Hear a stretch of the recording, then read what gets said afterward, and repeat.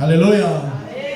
우리 옆에 분하고 우리 인사합시다. 잘 오셨습니다. 우리 한번 인사합시다. 당신을 위해 좋은 일이 시작되었습니다. 아멘. 제목을 한번 같이 읽습니다. 하나님의 뜻에 완전한 우리. 아멘. 오늘은 하나님의 뜻 8번째 시간으로 지난 시간 동안에 했던 하나님의 뜻에 관한 설교의 결론과도 같습니다. 지금까지 하나님의 뜻에 대해 알아가면서 여러분 무엇을 느끼셨습니까? 단순한 지식을 얻었다면 우리는 실패한 것입니다. 하나님의 뜻이란 지식으로 아는 것이 아니라 삶의 실천으로 이어져야 하는 것들이기 때문입니다. 성경은 하나님의 뜻을 이루며 사는 삶과 그렇지 못한 삶을 오늘 잘 들어야 됩니다. 마지막 시간이니까. 지식으로 끝나면 7주간이 무의미한 거가 되는 겁니다. 성경은 하나님의 뜻을 이루며 살아가는 삶과 그렇지 못한 삶의 다름을 증거했습니다. 하나님께서는 하나님의 뜻에서 벗어나 고난과 시련의 길을 걷고 있는 사람들을 끊임없이 그 뜻 안으로 부르시는 그 사랑을 보이셨습니다. 그 부르심에 응답해서 하나님의 뜻 안으로 다시 들어오는 이들에게 우리 하나님은 친절을 베푸시고 하나님의 그 완전하신 주권으로 통치하고 지배하고 다스려 주시겠다 약속하셨습니다. 그 약속을 신뢰해서 성령으로 계시되는 하나님의 뜻을 이 믿음의 뜻에 믿음의 선택을 드리고자 하는 그들의 삶 안에서 우리 하나님께서는 적극적으로 일하시는 겁니다. 밖으로 일하시는 것뿐만 아니라 그들의 내면에서도 우리 하나님이 일하십니다. 그들의 생각과 감정을 붙드시고 또 의지를 들여 믿음과 순종의 선택과 결단을 내리게 하시고 또 선택하여 결단한 그 일을 행할 수 있도록 능력이 되어 주십니다. 능력이 되어 주신다. 그 능력을 여러분은 기도로 사용하는 겁니다. 기도로 활용하는 겁니다. 기도를 통해 우리 하나님을 움직이게 하는 겁니다. 일하시게 하는 겁니다. 할렐루야. 그런데 이런 하나님의 적극적인 열심에도 자신의 한계에 부딪혀 낙심과 좌절이 몰려온다는 것을 성도는 체험합니다. 하나님의 뜻을 이루며 살아가고자 했던 성도라면 반드시 이 체험을 했을 거라 저는 생각이 됩니다. 그때마다 성경은 성도들에게 진리를 붙들어라 이야기를 합니다. 진리를 붙들어라. 어떤 진리입니까? 하나님께서 하나님의 뜻을 인간에게 계시하실 때는 사랑을 전제로 하셨다라는 바로 진리입니다. 그 사랑이란 뭡니까? 하나님이 전제하신 그 진리 사랑은 우리의 한계와 불완전함과 연약함과 부족함을 아시고 우리에 관해 모르는 것이 하나도 없음에도 불구하고 당신의 뜻을 계시하셨다는 겁니다. 이게 사랑이라는 거예요. 사람 같으면 이런 거 아니에요. 저 사람을 다 아는데 내가 저 사람에게 가장 좋은 걸 줄 이유는 없어. 저 사람에게 불가능하다 여겨지는 것, 저런 사람에게 이런 것을 맡기는 것이 도대체 불가능하다 여기면 저 사람한테 부탁도 하지 않습니다. 그러나 우리 하나님께서 우리의 한계도 아시고 우리의 불완전함과 연약함과 부족함도 아시고 우리에게 관하여 모르는 것이 하나도 없음에도 불구하고 당신의 뜻을 계시하셨다는 것이 바로 사랑이라는 겁니다. 사랑. 그래서 사도 바울은 자신의 한계를 하나님의 사랑에 맡기고 앞에 있는 그 하나님의 뜻을 잡고자 뒤에 있는 것은 잃어버리고 일어나 달려가는 겁니다. 우리도 그래야 됩니다. 저는 믿음과 순종으로 하나님의 뜻을 온전히 이루고자 했던 사도 바울을 본으로 삼았습니다. 우리의 한계 앞에 주저하기보다 연약함과 부족함과 불완전함에 포기하기보다 우리도 앞에 있는 것을 찾기 위해 뒤에 것을 내려놓고 다시 일어나 하나님의 뜻을 향해 나아가자 선포했습니다. 이게 우리가 지금까지 나눈 하나님의 뜻에 대한 전체적인 요약입니다. 이것이 우리가 하나님의 뜻 안에 거하고 또 그 뜻을 이루며 살아가는 증거다라고 지난주에 선포를 했습니다. 그렇게 사셨습니까? 어떠셨습니까? 하나님의 뜻대로 한번 살아가 보려고 하셨습니까? 잘 되든가요?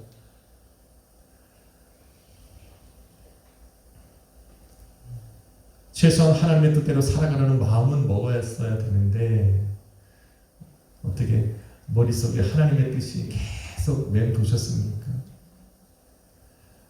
그것도 아니면 하나님의 뜻을 이루며 사는 것이 자신에게는 역시 과분한 시도라고 생각해서 아예 생각지도 않고 포기하며 살아지진 않았나 물어보고 싶습니다. 저 또한 그런 한 주를 또 보냈습니다. 뒤에 있는 것을 잊어버려야 되는데 도대체 잊어버려지지가 않는 겁니다. 무언가 하나님의 뜻을 시도하려고 하면 한계에 부딪히는 이 자신을 보면서 과거의 나의 한계, 과거의 나의 부족함, 나의 연약함이 계속적으로 나의 마음에 쌓이는 겁니다. 그것이 짐이 되어서 그 짐을 끌어안고 앞에 있는 것으로 달려가자 하니 좀처럼 어려운 것이 아니었습니다. 그러면서 생각되는 거 있습니다. 도대체 내가 무엇에 갇혀 있는 걸까? 무엇에 갇혀 있어서 하나님의 뜻에 이루는 것에 이렇게 자연스럽지가 못할까? 나를 위한 하나님의 뜻인데 나는 왜 이렇게 이루는 게 힘들까라는 거.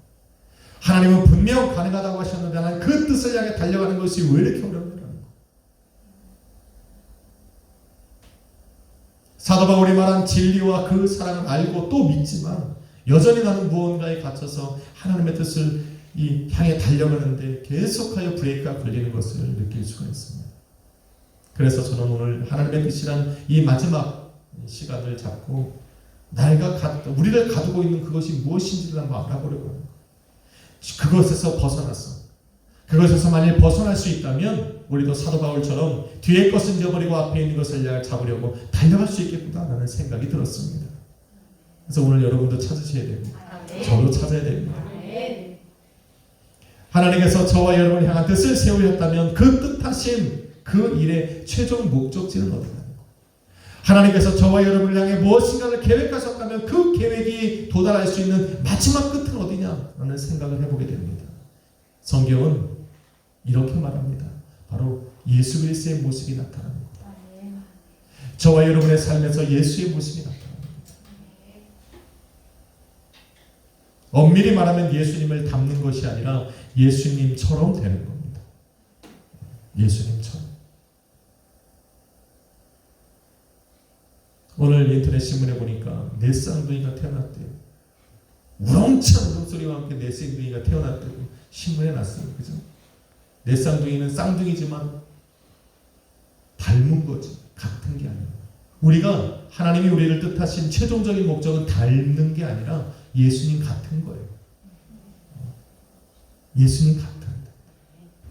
그렇다고 우리가 예수님처럼 구세주가 되라는 말은 절대 아닙니다. 이걸 짤막하면 한 이단이 되는 거예요. 우리가 예수 그리스도가 된다는 것은 예수님의 말과 생각과 행동이 나타나는 겁니다. 예수님의 인격과 성품과 영성이 드러나는 겁니다. 할렐루야. 예수님의 빛나고 화려한 모습이 또 예수님께서 변화되신 그 모습, 변화산상에서 변화됐던 그 모습이 저와 여러분의 삶 가운데 나타난다는 겁니다. 이게 우리 하나님께서 저와 여러분을 향한 최종적인 뜻이라는 거예요. 아멘. 최종적인.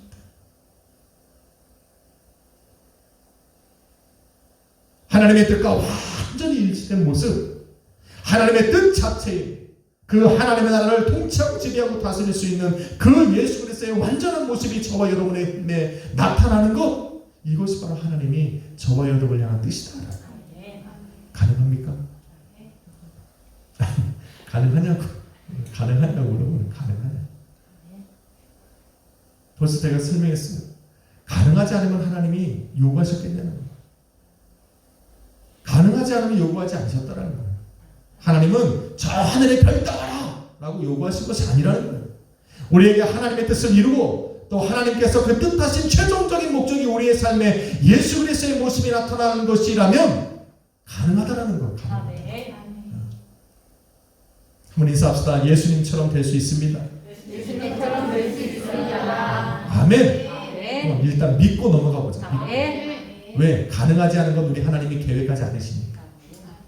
가능하지 못하다면 우리 하나님은 이루실 거니까 한번 그 하나님의 능력을 믿고 일단 가능하다라는 전제하에 한번 말씀을 한번 들어가 봅시다. 성경은 이 모습을 영화로운 상태라 말해요. 영화로운 상태. 사도 바울이 로마서 8장 30절에 이렇게 말을 합니다. 이것이 우리가 말하는 구원론의 기초가 됩니다.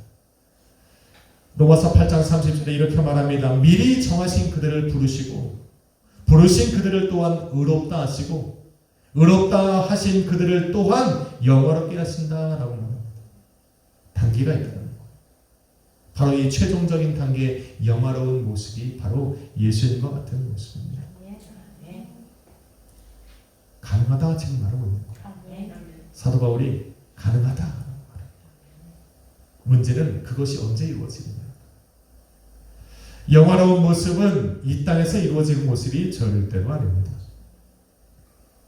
영화로운 모습은 하나님의 나라에서 이루어지는 건데 자꾸 이 땅에서 찾고 만들려고 하니까 낙심이 되는 거예요. 하나님의 뜻에 완전히 일치한 모습. 그래서 예수님의 모습과 같은 그런 영화로운 모습은 이 땅에서 만들어지는 것이 절대 아닙니다. 아무리 성품이 좋은 사람들, 아무리 영성이 뛰어난 사람들, 아무리 온유하고 겸손한 사람도 완벽하지 않아요. 성경이 말하고 있는 이 영화로운 모습, 예수님 같은 모습은 우리가 이 땅에서 이루는 모습이 절대로 아닙니다. 어디에서 이루냐? 하나님의 나라예요. 죄인이 회개하고 예수 그리스도를 영접하면 의롭다 하심을 얻는 칭의 단계를 거치게 됩니다. 그런데 이 칭의 단계를 딱 들어가면 그때부터 예수님의 거룩하심을 닮아가는 영화로운 단계로 나아가는데 그 첫 번째 단계가 바로 성화의 과정입니다. 이 성화의 과정, 이 성화의 과정이 바로 이 땅에서 우리가 살면서 하나님의 뜻을 이루며 살아가는 시간입니다. 그런데 이 성화의 과정은 이 땅에서 이루어지는 것이 아닙니다. 성화의 완성은 언제 이루어지냐면 바로 우리가 하나님 앞에 예수님을 만나는 순간입니다. 쉽게 말하면 다시 오실 예수님과 만나는 바로 그 순간 성화가 완성됩니다.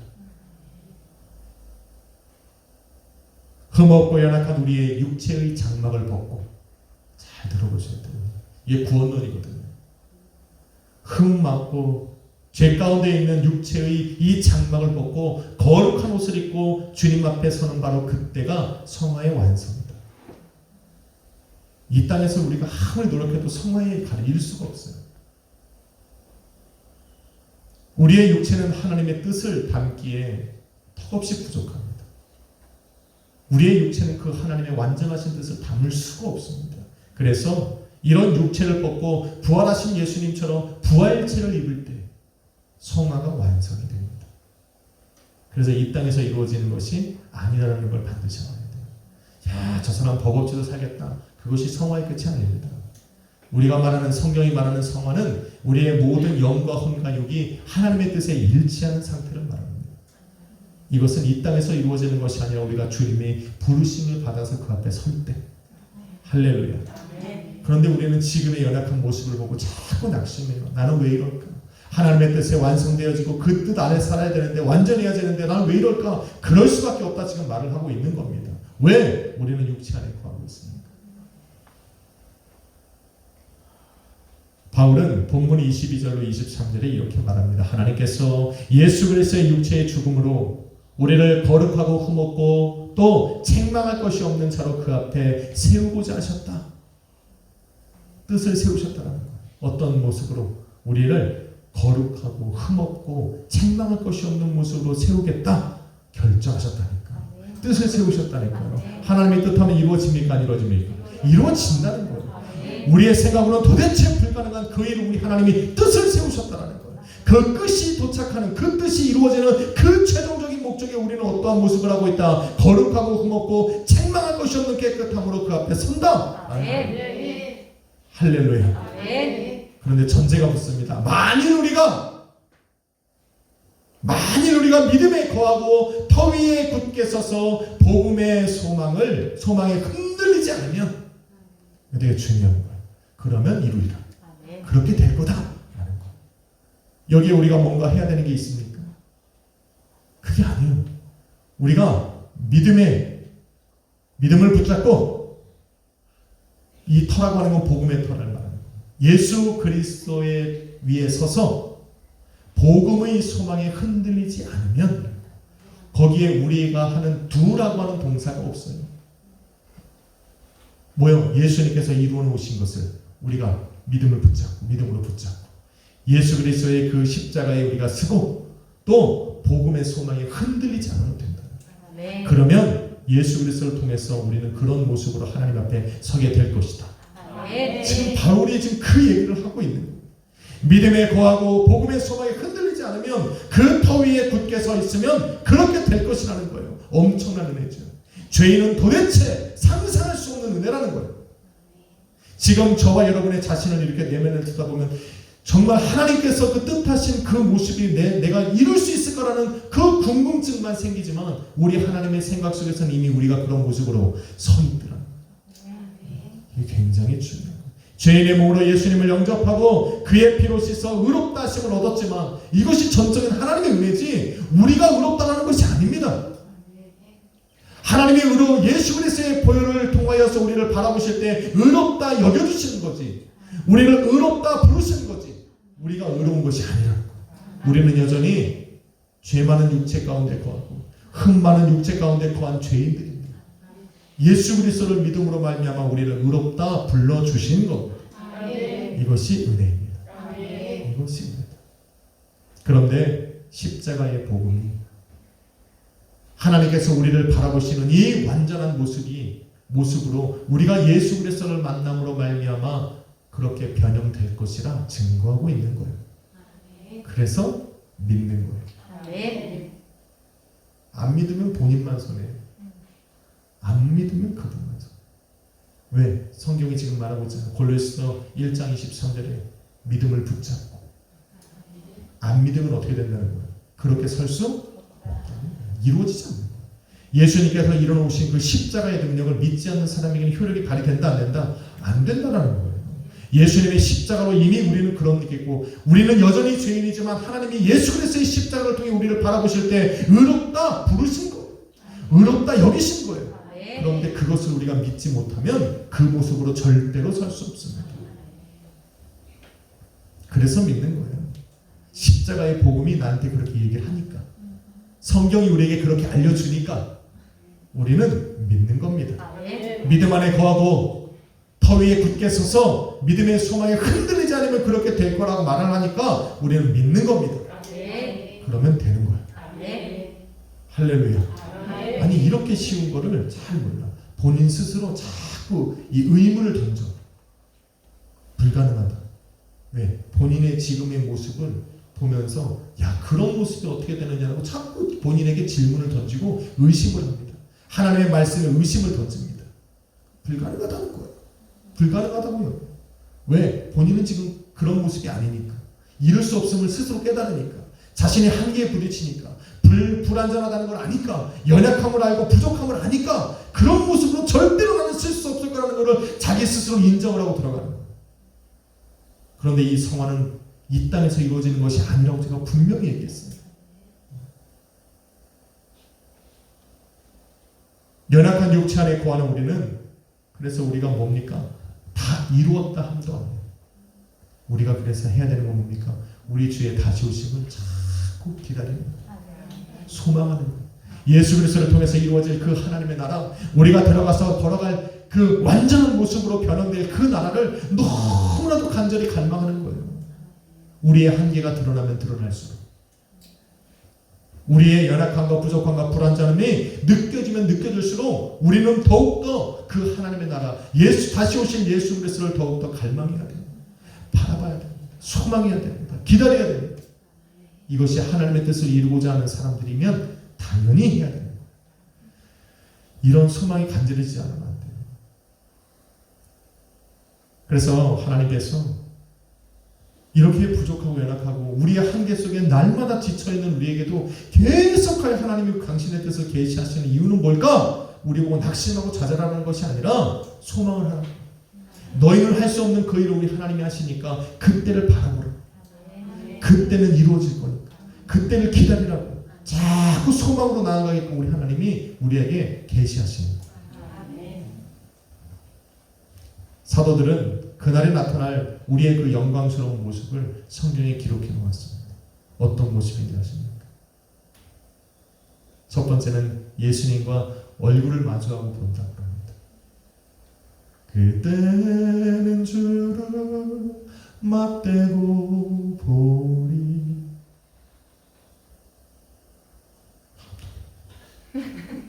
나만 다 은혜스럽게 뭐 해야 되는 건데 음이 맞나 안 맞나만 생각하시면 안 돼. 전사님, 음이 맞나 안 맞나 생각할 게 아니라 은혜를 받으시라고. 그때는 우리가 주님을 얼굴과 얼굴을 맞대고 본대잖아. 여러분 예수님 얼굴 압니까? 뭐 한 번도 안 봤죠. 맨날 성화만 봤죠. 저도 몰라요. 그런데 성경은 뭐라고 말합니까? 그때 얼굴과 얼굴을 맞대고 보면 주님이 나를 알듯 나도 주님을 안되는 거예요. 참 신비의 역사. 2000년이 지난 우리에게 예수님 얼굴을 한 번도 보지 못했는데 우리가 하나님의 나라 앞에 탁 서서 예수님을 보면 얼굴과 얼굴을 맞대고 쓰는데 주님도 나를 알고 나도 주님을 안다. 이 놀라운 신비 역사가 이루어진다는 거예요. 사도 바울이 고린도전서 13장 12절에 이렇게 말합니다. 우리가 지금은 거울을 보는 것처럼 희미하나 그때는 우리가 주님을 얼굴과 얼굴을 맞대고 보리라. 클리어하다는 거예요. 거울이 아니라 내 얼굴을 마치 내가 보듯이 선명하고 분명하게 한다. 그런데 사도 요한도 이런 말을 했습니다. 요한일서 3장 2절에 그가 나타나시면 우리 주님이 오시면 우리가 그와 같은 줄을 아는 것은 우리가 그의 참 모습을 그대로 볼 것이라. 얼굴과 얼굴을 볼 거라는 거.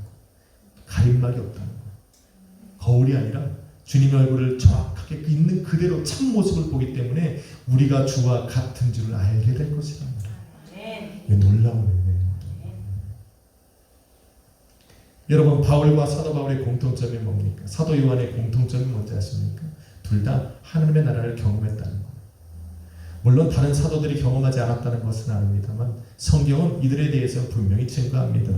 사도 바울은 세 번째 하늘에 올라갔다 온 사람이고 사도 요한은 요한계시록을 기록할 만큼 하나님의 나라에 대해서 알고 있는 사람입니다. 그런데 하나님의 나라를 경험한 그들이 성령에 감동되어서 성경에 기록하기를 그때는 우리가 주님의 얼굴을 맞대고 보는데 그 맞대고 볼 때 우리가 느끼는 것은 주와 우리가 같다는 것이다. 그들은 봤다는 거 아니에요. 그죠? 그들은 본 거예요. 그래서 확신 있게 기록해놓은 거예요. 성령의 그들의 생각이 아니라 그들의 짐작이 아니라 그들의 상상이 아니라 그들의 어떤 소망이 아니라 성령의 감동으로 쓰였다니까. 그러니까 믿을 수 있다라는 거예요. 그러니까 우리도 그 하나님의 나라 가면 사도 바울이나 사도 요한처럼 우리도 주님의 얼굴을 볼 때 그 얼굴이 나의 얼굴과 같다는 것을 깨닫게 될 거랍니다. 말씀이니까 믿어야죠. 우리가 믿고 싶은 것만 믿는 게 아니라 믿을 수 없는 것도 믿어야지. 왜? 성경에 기록됐으니까. 할렐루야. 둘째는 예수님과 완벽하게 일치한 우리를 보게 될 거다라는 거. 요한일서 3장 2절에 보면 자세히 읽어보면 그래요. 우리가 예수 그리스도의 얼굴을 보는 것은 예수님의 얼굴과 내가 같다는 것뿐만 아니라 예수님과 내가 같다라는 것을 깨닫게 될 것이다. 예수님과 우리가 같다라고 하는 것은 단순하게 얼굴만 생긴 게 똑같다라는 게 아니에요. 예수님의 말하는 것이나 생각이나 또 행동하는 것이나 예수님의 인격과 성품과 그의 모든 것이 같다라는 거예요. 이렇게 딱 접히면 딱 맞네. 할렐루야. 야, 놀라운 신비 역사지 않습니까? 예수님께서 마태복음 5장 48절에 하나님의 완전한 생과 같이 너희도 온전하라 말합니다. 예수님이 바라보셨던 그 모습.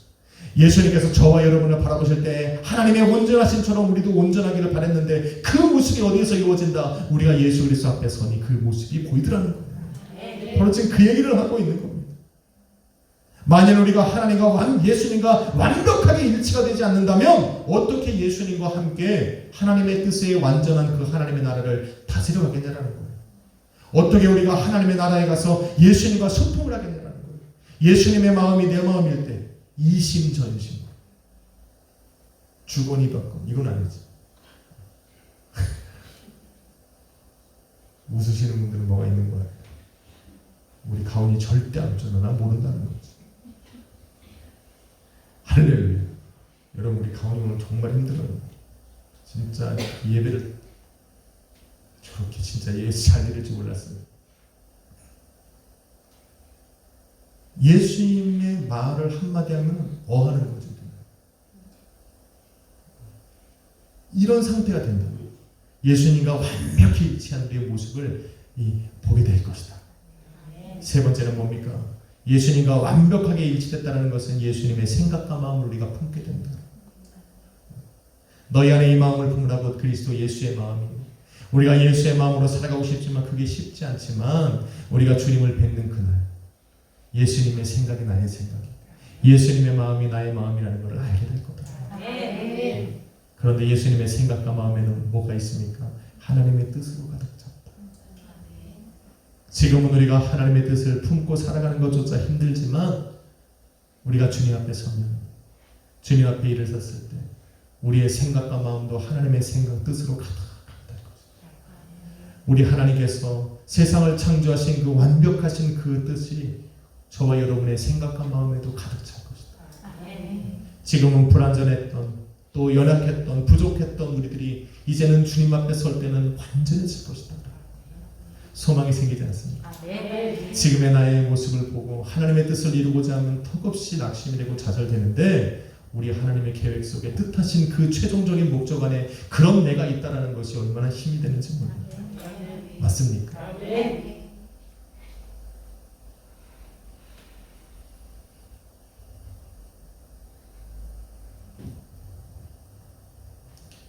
한 성도가 교회를 정하려고 찾아갔답니다.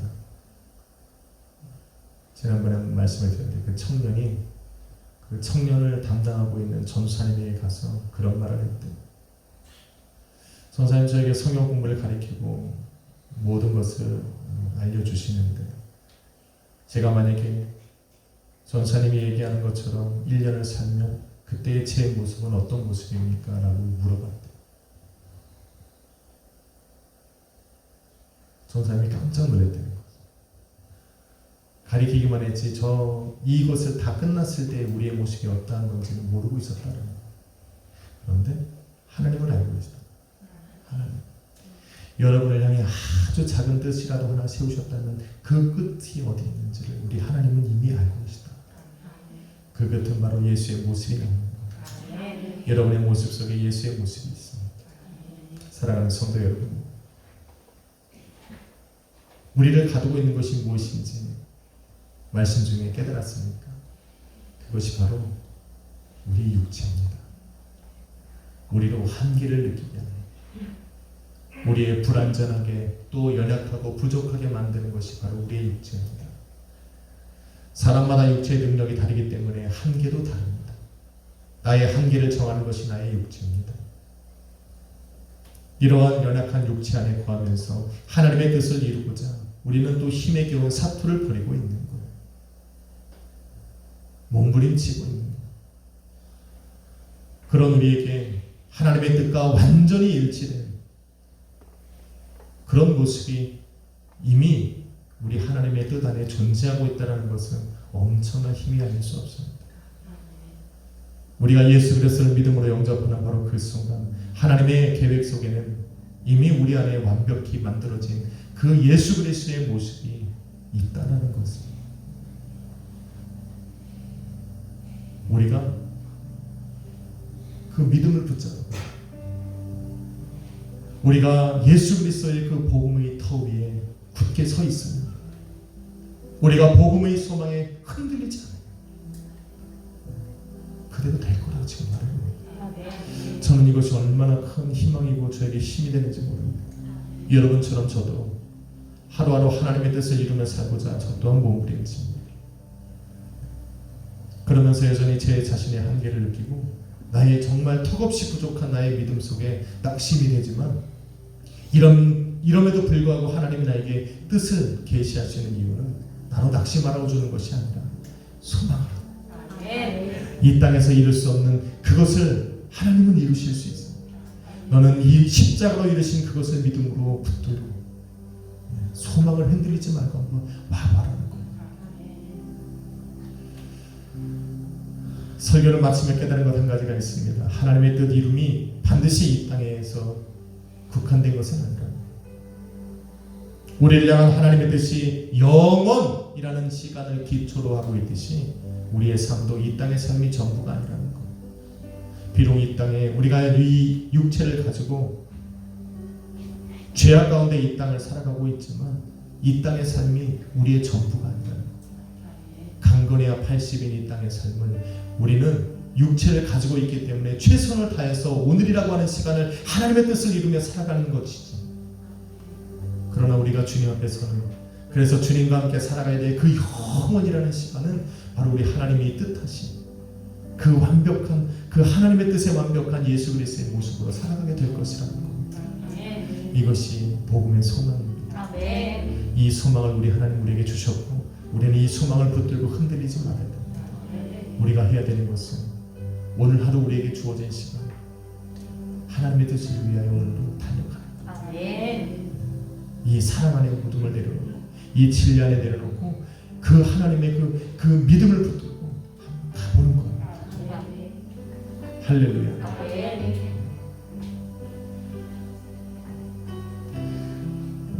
저는 이것이 하나님의 뜻에 대한 이 마지막 결론입니다.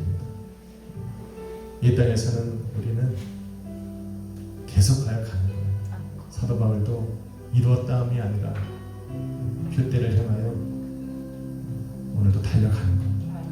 앞에 있는 것을 잡으려고 계속 가야 가는 겁니다. 뒤에 있는 것을 잊어버리고 어제의 나는 잃어버리고 회개하면서 하나님이 그 사랑에 나를 맡기고 오늘도 나에게 주어진 하루를 위해서 그 뜻을 향해 달려가는 것.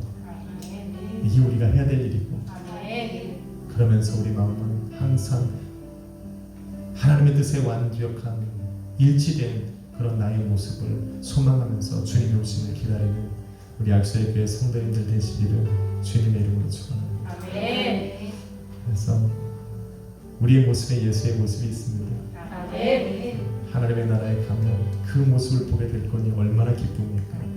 그런 이 땅에 살아가면서 조금 흠이 보여도 조금 부족함이 보여도 서로를 욕하지 말고 흠잡지 말고 비난하지 말고 욕하지 말고 그날에 이루어진 그분의 완벽한 모습을 바라보면서 서로 힘이 되어주시기를 주님의 이름으로 부탁드리겠습니다. 기도하겠습니다. 주님 감사합니다. 이런 나의 모습이 주님의 은혜입니다.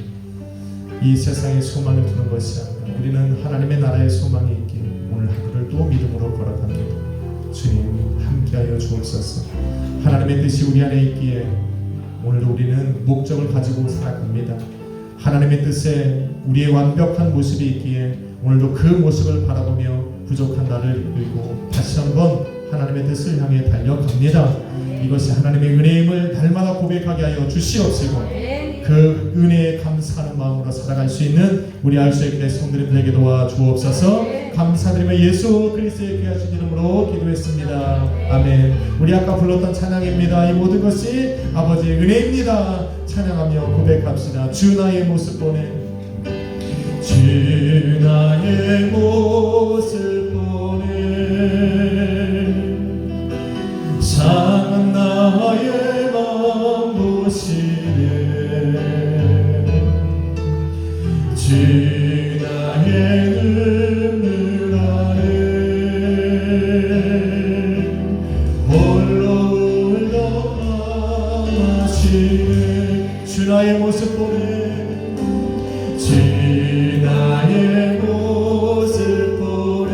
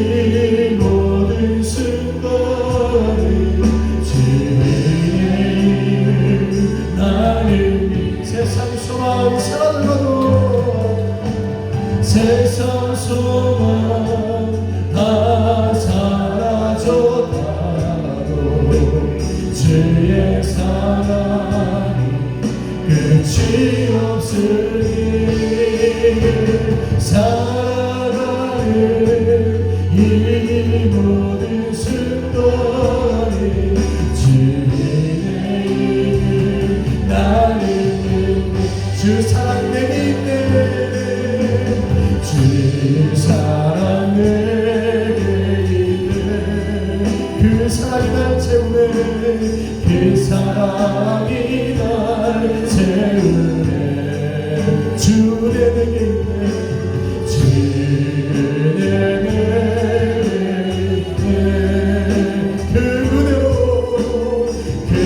그대로 날 채우네 할렐루야 세상 소망과 사라져가고 주의 사랑은 끝이 없으니 살아가는 이 모든 순간이 주의 이름 나는 세상 소망과 사라져가고 세상 소망과 사라져가고 주의 사랑은 끝이 없으니 사랑하는 이 모든 순간이 주의 이름 나를 믿네 세상 소망 다 사라져가고 주의 사랑 끝이 없으니 살아가는 이